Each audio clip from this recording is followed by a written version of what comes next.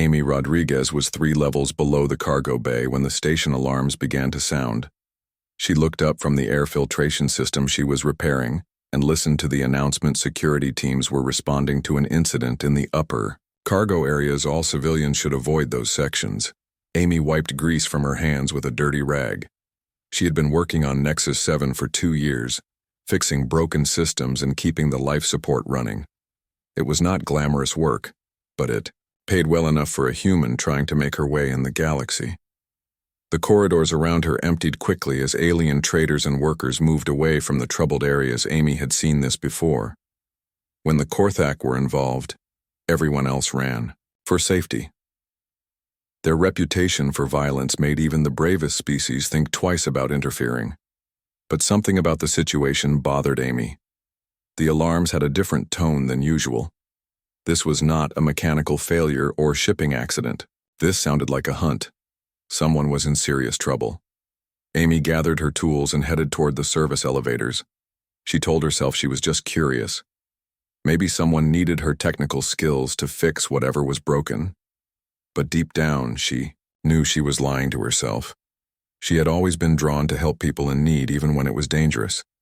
The elevator climbed slowly past the residential levels and trading floors.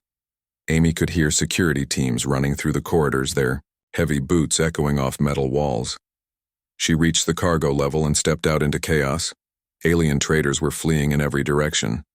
A group of Vextar pushed past her carrying their young in protective pouches. Several Pixinel had hidden inside, empty shipping containers. Their large eyes peered out fearfully from the darkness. Amy moved against the flow of refugees heading toward whatever had scared them so badly.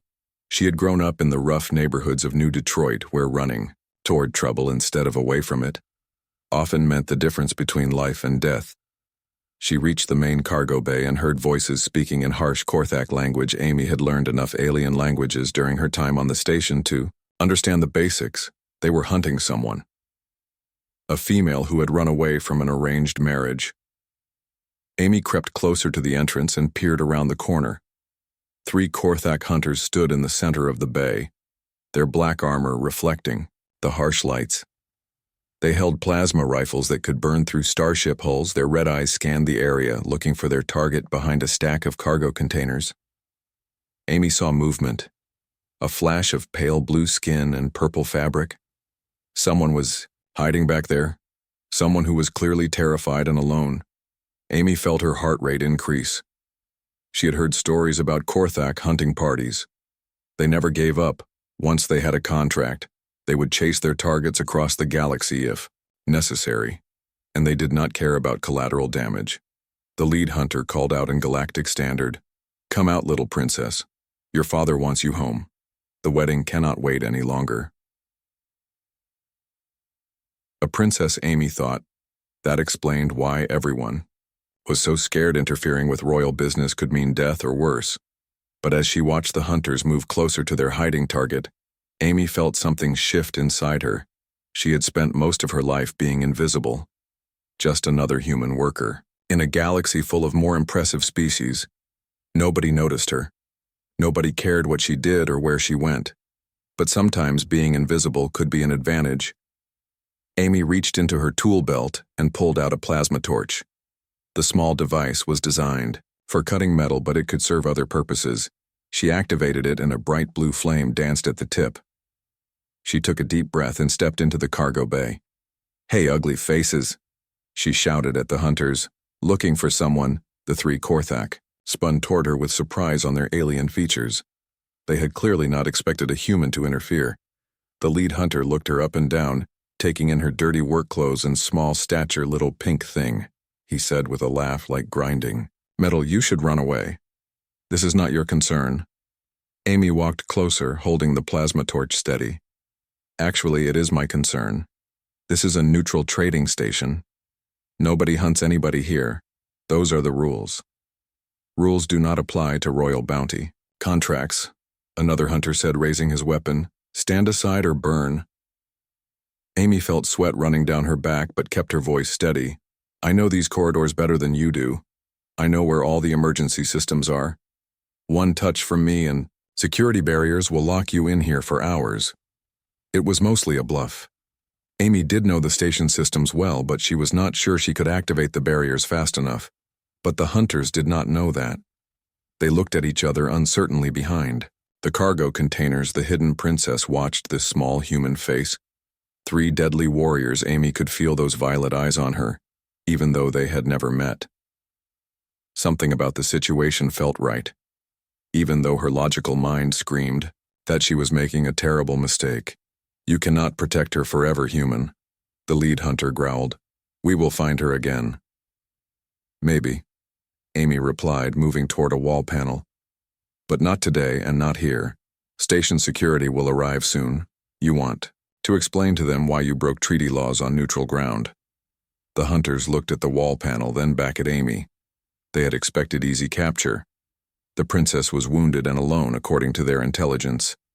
But this human had changed. The equation security teams were indeed coming. Amy could hear their voices getting closer. This is not over, the lead hunter said. He gestured to his companions, and they began backing toward the exit. We know she is here. We will wait. Amy watched them leave, then rushed toward the cargo containers. She found the princess crouched behind a stack of rare metal crates. Silver blood stained her torn robes. A laser wound across her chest still smoked from the heat. Why did you help me, the princess whispered. Her voice was soft and musical despite her pain. You do not know me. Amy knelt beside her and examined the wound. Nobody should face danger alone, especially not 3 against 1. The princess tried to sit up straighter. I am Princess Zara of Zephyria. I was trying to escape an arranged marriage to a Korthak prince. I am Amy Rodriguez. Amy replied. And right now you are just someone who needs medical help. Princess Zara looked at this strange human with wonder. She had met many species during diplomatic missions, but humans were still new to galactic society. Most aliens considered them primitive and weak. Yet this small female had faced down 3 Korthak hunters without hesitation. The medical bay will report my presence, Princess Zara said. They scan all patients automatically. My father will find me within hours. Amy thought for a moment. I have quarters in the maintenance section. Nobody goes there except me. I have basic medical supplies. Princess Zara nodded weakly. Amy helped her stand and wrapped an arm around her waist to support her weight. They moved slowly through empty corridors toward the lower levels. Most aliens avoided the human residential areas. The trading station Nexus 7 floated in the darkness between 3 solar systems. Like a giant metal flower, it opened its arms to welcome ships from across the galaxy. Hundreds of alien species came here to buy and sell goods that could not be found anywhere else in known space. Princess Zara stood at the observation deck watching the stars through thick glass windows. Her royal robes felt heavy on her shoulders. The purple fabric was woven with silver threads that caught the light from distant suns. She had worn these clothes to look important during diplomatic meetings, but now they felt like chains that bound her to a life she did not want. Behind her, 3 Korthak diplomats spoke in their harsh language. They thought she could not understand their words, but Princess Zara had studied their tongue in secret. The wedding preparations were almost complete, they said. Her future husband, Prince Vex, was eager to claim his bride. The alliance between their worlds would bring great power to both royal families. Princess Zara closed her violet eyes and tried not to think about Prince Vex. She had met him only once during a state dinner. The Korthak prince had cruel red eyes and sharp teeth. He spoke of conquering weaker worlds and taking what he wanted by force. When he looked at her, she felt like prey being studied by a predator. The marriage was arranged when she was just a child. Her father, King Aldrich, needed the military strength of the Korthak Empire. Their warships could protect her homeworld from pirates and raiders, but the price was his daughter's freedom. Princess Zara would become property of Prince Vex, a tool to seal the political deal. She opened her eyes and looked at her reflection in the window. Her pale blue skin marked her as royalty among her people. The Zephyrian race had evolved on a world with 2 suns. Their skin could change color slightly based on emotions. Right now hers showed the silver tint of deep sadness. A soft chime echoed through the station announcing the arrival of another ship. Princess Zara watched as a sleek Korthak vessel docked at the main port. Her heart began to race. The hunting party had arrived. Prince Vex had sent his best warriors to bring her home if she tried to escape. Princess Zara had been planning this moment for months. She had studied the layout of Nexus 7 during previous diplomatic visits. She knew which corridors led to the cargo bays. She knew which ships departed at what times. Most importantly, she knew that the station had rules about violence. Weapons were forbidden in public areas. But rules meant nothing to the Korthak when it came to royal business. She turned away from the window and walked toward the exit. The three diplomats followed her, keeping a respectful distance. They did not know about her escape plan. She had been the perfect obedient princess during the entire visit, never complaining, never arguing about the wedding arrangements. The corridors of Nexus 7 bustled with activity. Tall reptilian Vextar carried crates of rare minerals. Small furry Pixinal sold exotic foods from floating carts. The air smelled of strange spices and alien perfumes.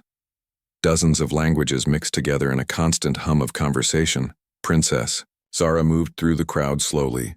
She nodded politely to other diplomats and traders who recognized her royal status. Her guards stayed close, but they were not expecting trouble. The princess had never caused problems before. She reached a junction where 5 corridors met. A perfect place to disappear. The guards were looking at a group of Threnody warriors who were arguing loudly about shipping costs. Princess Zara slipped into a side passage that led toward the cargo sections. Her heart pounded as she walked faster. The royal robes made it hard to run, but she had to put distance between herself and her guards. The cargo bay was 3 levels down. She took a service elevator that maintenance workers used. The lower levels of the station were darker and less crowded. Here the real work of trade happened away from the diplomatic meetings. Large machines sorted goods from different worlds. Robot arms loaded and unloaded cargo containers. The air tasted of metal and engine oil. Princess Zara found a hiding spot behind stacks of shipping crates.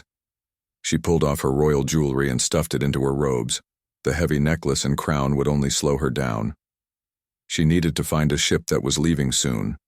Any destination would be better than returning home to marry Prince Vex, but finding passage would not be easy. Her father had frozen all her financial accounts. The moment she tried to buy a ticket, alarms would sound. Her face was known throughout the galaxy as the Zephyrian. Princess No Captain would risk angering King Aldrich by helping her escape. She heard footsteps echoing through the cargo bay. Heavy boots on metal floors. The sound of weapons being drawn. Princess Zara pressed herself deeper into the shadows between the crates. Her pale skin would show up easily in the dim light. She tried to control her breathing and stay perfectly still. 3 figures entered the cargo bay wearing black armor that absorbed light. Their red eyes glowed in the darkness like burning Cole's Korthak hunters, the most feared bounty hunters in the galaxy. Prince Vex had sent them to retrieve his bride. The lead hunter activated a scanning device that projected a blue beam across the cargo area. Princess Zara knew it could detect heat, signatures, and life signs. She had maybe seconds before they found her hiding place. She looked around desperately for another exit. There was a maintenance shaft in the far wall, but reaching it meant crossing open ground. The hunters would see her. Immediately, her only weapon was a small ceremonial dagger that could barely cut fruit. The scanning device beeped softly as it detected her presence. The lead hunter smiled, showing rows of sharp teeth like a predator who had cornered its prey. He gestured to his companions and they spread out to block any escape routes. Princess Zara stood up slowly, knowing she was caught. She lifted her chin with royal dignity, even though her hands shook with fear. She would not give them the satisfaction of seeing her beg. The lead hunter spoke in accented galactic standard. Princess Zara of Zephyria, you will come with us. Your wedding awaits. She shook her head.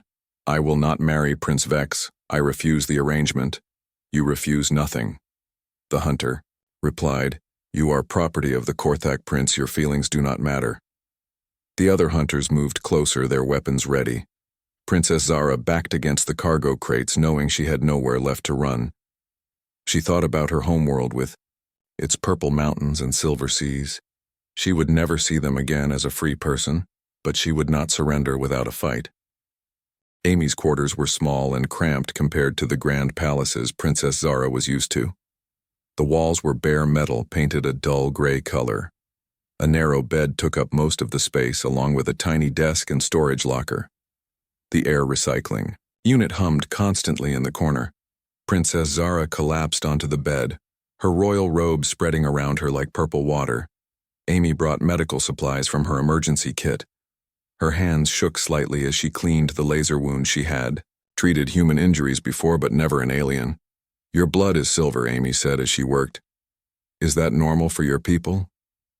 "Yes," Princess Zara replied through gritted teeth. "We evolved on a high-gravity world. Our blood carries more metal compounds than yours. It helps us process the heavy elements in our atmosphere." Amy applied antiseptic gel to the wound. Princess Zara hissed in pain but did not pull away. The laser had burned deep but missed vital organs. She would heal, but it would take time. "Why are you helping me?" Princess Zara asked. "Humans are new to galactic society. You have no reason to risk your safety for a stranger." Amy wrapped clean bandages around the princess's torso. "My grandmother always told me that helping others is what makes us human. She said it does not matter what someone looks like or where they come from. If they need help, you give it." Princess Zara studied Amy's face. She had met many diplomats and nobles during her life. People who spoke beautiful words about honor and duty, but their actions rarely matched their speeches. This human spoke simply, but her deeds proved her character. "Tell me about this arranged marriage," Amy said, sitting beside the bed. "Why does a princess run away from becoming a queen?" Princess Zara's pale blue skin darkened with anger. "Prince Vex is a monster. He conquered 3 worlds before his 20th birthday. His people worship strength and despise weakness. He sees marriage as another form of conquest." Amy listened, quietly, while Princess Zara described her homeland. Zephyria was a peaceful world of artists and scholars. They built beautiful cities among purple mountains and studied the sciences that made faster than light travel possible. But they had no great military to protect themselves. "My father fears the pirates who raid our shipping lanes," Princess Zara continued. "The Korthak Empire offers protection in exchange for the marriage alliance, but the price is my freedom. Could you not refuse?" Amy asked. "Surely a princess has some rights." Princess Zara laughed bitterly. "In royal families, daughters are bargaining chips. We exist to seal treaties and create alliances. I have been promised to Prince Vex since I was 12 years old." Amy felt anger building in her chest. She had grown up poor on Earth, but she had always been free to choose her own path. The idea of being sold into marriage like property disgusted her. "There has to be another way," Amy said. "Some escape route your father has not considered." "I thought about seeking asylum on other worlds," Princess Zara replied, "but my father has too much influence. No government will risk his anger by harboring me, and I have no money to disappear. The royal accounts are all frozen." Amy stood and paced the small room. Her mind raced through possibilities. Most of them seemed hopeless.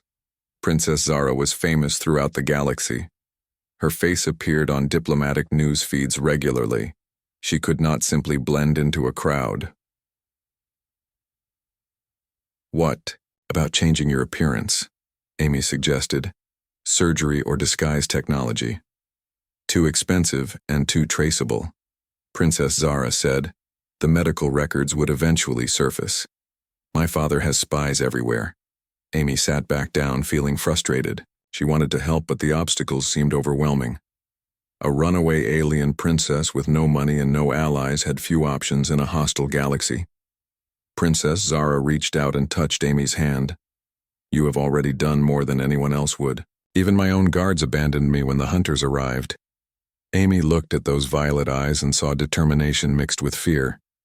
Princess Zara had risked everything to escape her fate. She deserved a chance at freedom, even if the odds were terrible. "What skills do you have?" Amy asked. "Besides being royalty, I mean." Princess Zara considered the question. "I speak 7 languages fluently. I studied mathematics and engineering. I know diplomatic protocols for dozens of species I can pilot small spacecraft can. You do manual labor? Amy asked, working with your hands instead of giving orders. Princess Zara looked confused. I have never needed to work physically. My education focused on leadership and administration. Amy smiled. Then your first lesson in freedom starts now. If you want to disappear, you need to become someone else, someone ordinary.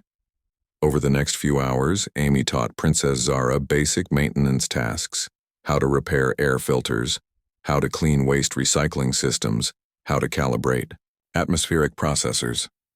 The work was dirty and difficult, but Princess Zara learned quickly. Royal education includes problem solving, Princess Zara explained as she struggled with a stubborn filter housing. The theory translates to practical work. Better than I expected. Amy watched her student with growing respect. Princess Zara did not complain about the menial tasks. She focused completely on learning each skill. The soft hands of royalty were already developing small calluses from the rough work. Why do you do this job? Princess Zara asked during a break. Human intelligence is well known in the galaxy. You could probably find better positions. Amy shrugged.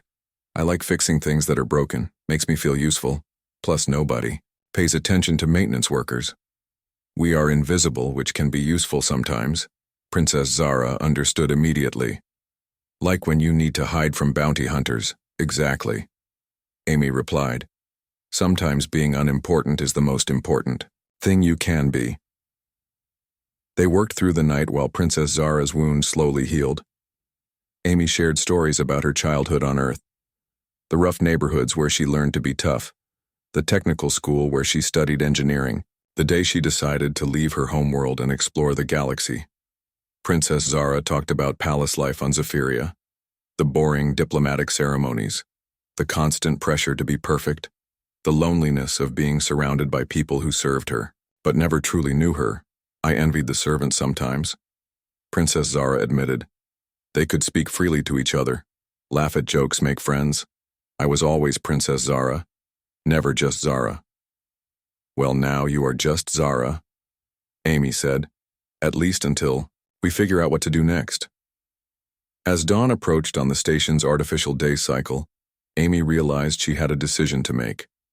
The Korthak hunters would be watching all the departure gates. They would scan every passenger manifest.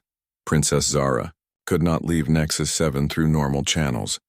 But Amy knew about the irregular ships that passed through the cargo haulers and colony vessels that operated outside the main commercial networks.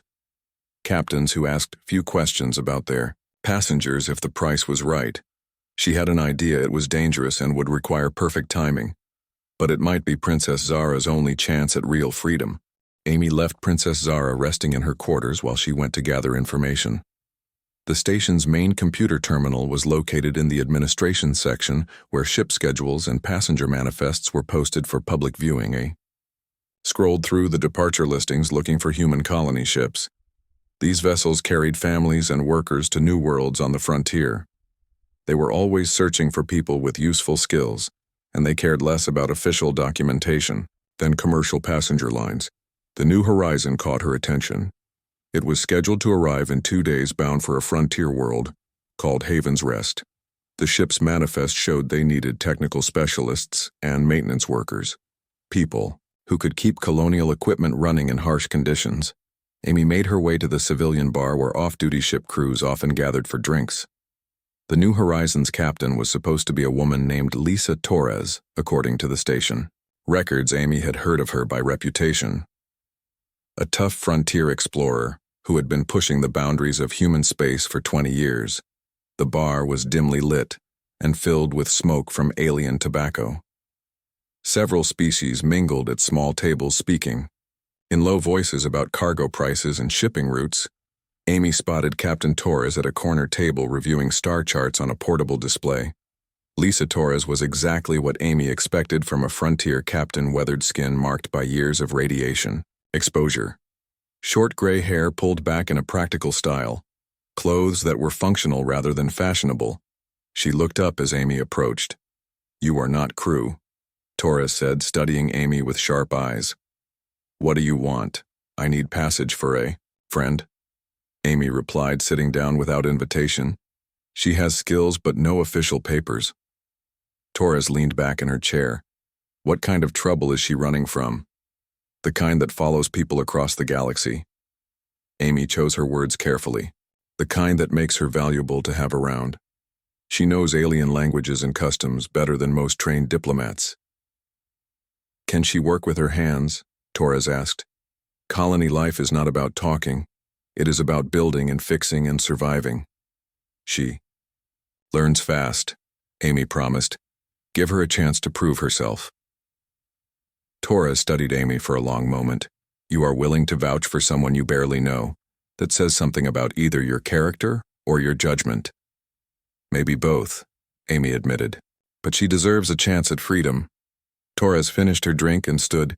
Bring her to the ship tomorrow evening. We launch at dawn the day after. If she can convince me she is worth the risk, I might have a berth available. Amy returned to her quarters to find Princess Zara practicing the maintenance tasks she had learned. The alien princess was determined to master every skill Amy had taught her. Her royal robes were stained with grease, and her hands were dirty, but she worked with focused concentration. I found as a possible solution, Amy announced. A human colony ship called the New Horizon. The captain might take you if you can convince her you are useful. Princess Zara looked up from the air filter she was cleaning. What would I need to do? Be someone completely different, Amy replied. Not Princess Zara of Zephyria, just Zara Williams, a human colonial worker. Amy explained her plan while Princess Zara listened carefully. They would need to change the princess's appearance dramatically. Her pale blue skin would need makeup to look more human. Her violet eyes would need contact lenses. Her long silver hair would need cutting and dyeing. Williams. Princess Zara repeated. Is that a human name? It was my grandmother's maiden name, Amy said. She always told me that family is not just blood. It is the people who care about you. Princess Zara felt tears forming in her eyes. No one had ever offered to share their family name with her before. Royal protocol kept everyone at a formal distance, but this human maintenance worker treated her like a real person. Not a political symbol. I would be honored to use your grandmother's name, Princess Zara said softly. They spent the next day preparing for the transformation. Amy bought hair dye and cosmetics from the station's shops. She acquired contact lenses that would change violet eyes to brown. She found simple work clothes that would fit Princess Zara's tall frame. The physical changes were easier than the behavioral ones. Princess Zara had been trained from childhood to speak formally and carry herself with royal dignity. Amy had to teach her how ordinary people acted. Slouch a little, Amy instructed. Royalty stands perfectly straight. Working people carry their weight differently. Princess Zara practiced walking like a maintenance worker instead of a princess.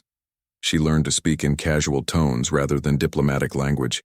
She studied Amy's mannerisms and copied them until she could pass for human.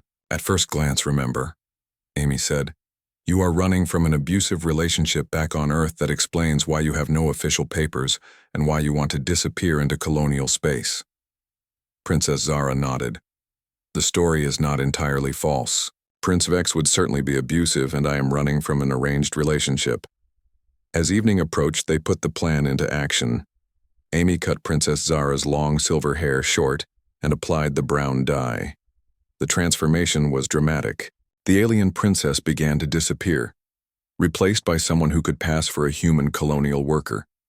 The contact lenses changed her distinctive violet eyes to ordinary brown makeup, covered her pale blue skin tone, and gave her a more human appearance. Simple work clothes completed the disguise. I look so different, Princess Zara said, staring at her reflection. Even my own guards would not recognize me. That is exactly the point, Amy replied. You are not Princess Zara anymore. You are Zara Williams, and you are starting a new life. They made their way through the station corridors toward the docking bay where the New Horizon waited. Princess Zara walked differently now, less graceful but more human. She kept her eyes down and stayed close to Amy like someone who was nervous about meeting new people. Captain Torres was waiting at the ship's entrance. She looked Zara over carefully, taking in the simple clothes and humble posture. The captain's experienced eyes missed nothing, but she seemed satisfied with what she saw. "So you are the one with language skills," Torres said. "What makes you think you can handle colonial life?" Zara spoke in Amy's accent instead of her royal pronunciation.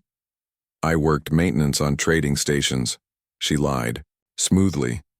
Fixed systems for dozens of alien species picked up their languages along the way. Torres nodded approvingly. "We deal with alien traders regularly. Someone who can translate would be valuable. What are you running from? Bad marriage?" Zara replied, looking down at her feet. "Guy got violent when I tried to leave, figured colonial space was far enough away to start over." It was close enough to the truth that Zara could say it, convincingly. Torres had seen plenty of people fleeing bad situations. Colonial ships were often the last hope for people with nowhere else to go. "Welcome aboard," Torres said. "We launch in 6 hours. Get some rest, you will need it." Amy walked with Zara to her new quarters aboard the New Horizon. The ship was old but well maintained. Its corridors hummed with the sound of life support systems and fusion engines preparing for departure. Colonial vessels were built for function, not comfort, but they felt alive in a way that luxury liners never did. Zara's cabin was tiny, just a bunk bed and storage locker. But it was hers. She owned nothing except the clothes Amy had given her and the new identity they had created together. For the first time in her life, she was truly free to choose her own path. "I do not know how to thank you," Zara said as they stood in the doorway. "You risked everything to help a stranger." Amy smiled. "My grandmother used to say that we are all strangers until someone decides to care. You just needed someone to care." They hugged goodbye and Amy felt tears in her eyes. She had known this alien princess for only 3 days, but helping her escape had changed something fundamental about how Amy saw herself. She was not just a maintenance worker anymore, she was someone who could make a difference, live well. Amy whispered, "Make your freedom count for something." "I will," Zara promised, "and someday I will find a way to repay this debt." Amy returned to her quarters and tried to sleep, but excitement and worry kept her awake. She listened to the station announcements until she heard the New Horizon's departure clearance. The ship was leaving for the frontier, carrying Zara toward a new life. Morning came with security teams searching the maintenance levels. Korthak hunters had convinced station authorities to conduct a thorough sweep for the missing princess. Amy answered their questions with the blank expression of someone who knew nothing about royal politics. "Have you seen any unusual activity in this section?" the lead investigator asked. "Just the normal stuff," Amy replied. "Broken air filters, leaking waste systems. Nothing interesting ever happens down here." The investigators moved. Unconvinced that a maintenance worker had nothing useful to tell them, Amy returned to her daily routine. But everything felt different now. She had helped someone escape from injustice. The galaxy seemed brighter, somehow full of possibilities she had never noticed before. Weeks passed without word from the New Horizon. Amy tried not to worry, but colonial ships faced many dangers. Pirates attacked vessels carrying valuable equipment. Solar storms could disable navigation systems. Mechanical failures in deep space often meant death for everyone aboard. Then a message arrived through the Colonial Communication Network. It was addressed to Amy Rodriguez, maintenance worker, Nexus 7 Station. The sender was listed as Zara Williams, Cultural Liaison, Haven's Rest Colony.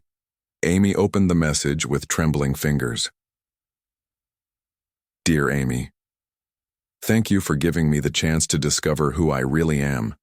The colony has accepted me as their translator and diplomatic advisor. My knowledge of alien customs helped negotiate 3 major trade agreements already. Captain Torres says I am the best investment she ever made. Life here is hard, but honest. We work from dawn to dusk building something new. Everyone contributes according to their abilities. Everyone shares in the results. It is so different from palace life where everything was decided by birth and tradition. I think about you often, especially when I am fixing something broken. I use the maintenance skills you taught me almost every day. The other colonists think I learned them on trading stations. They have no idea they were taught by the kindest person in the galaxy. We discovered deposits of rare crystals in the southern continent. The mining rights will make Haven's Rest wealthy, enough to buy our own defense fleet. We will never have to fear pirates or raiders again. Freedom has a price, but independence is worth any cost. I am sending coordinates for our colony. If you ever decide to leave station maintenance work, we need skilled technicians here. The pay is good and the work is meaningful. Plus, you would have a friend waiting for you. Thank you for showing me that courage comes in all sizes. Even a small human maintenance worker can change a princess's life forever. Your friend always, Zara Williams. Amy read the message 3 times, then saved it to her personal files. She looked around her cramped quarters at the bare metal walls and humming machinery. Nexus. 7 had been her home for 2 years, but it no longer felt like enough. She had tasted something different when she helped Zara escape. The satisfaction of making a real difference in someone's life. The knowledge that her actions mattered in ways beyond fixing. Broken equipment. Amy began researching Haven's Rest Colony and the frontier worlds beyond civilized space. They were dangerous places where life was hard and uncertain, but they were also places where people could reinvent themselves, where someone's past mattered less than their willingness to work and contribute. She thought about her grandmother who had died when Amy was 16. The old woman had worked in factories her whole life, never traveling beyond Earth's cities, but she had always dreamed of seeing the stars. She had encouraged Amy to explore the galaxy, even though it meant leaving home forever. Make your life count for something. Her grandmother had said, help people when you can love freely and live without regrets. Amy made her decision. She requested transfer to the next colonial transport heading for Haven's Rest. The station supervisor tried to talk her out of leaving, but Amy's mind was made up. She had found her purpose in helping others find their freedom. 3 months later, Amy stood on the bridge of the colonial transport Destiny as it approached Haven's Rest. The planet was beautiful in a harsh way. Red deserts stretched between purple mountains, while 2 small moons hung in the amber sky. The shuttle landed at the main settlement, where a crowd had gathered to welcome the new arrivals. Amy stepped onto alien soil for the first time, breathing air that smelled of strange minerals and growing things. A familiar figure pushed through the crowd. Zara Williams looked completely different from the alien princess Amy had helped escape.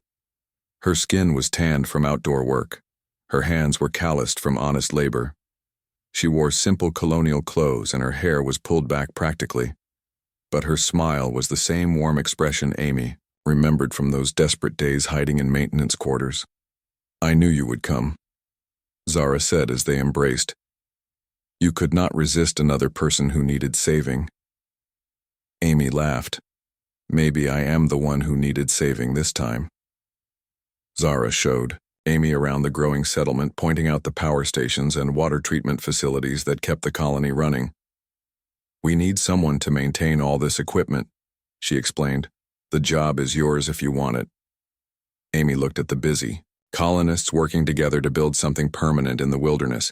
Children played between the buildings while their parents constructed homes and workshops. The air buzzed with hope and determination. I want it, Amy said. I want to help build something that lasts.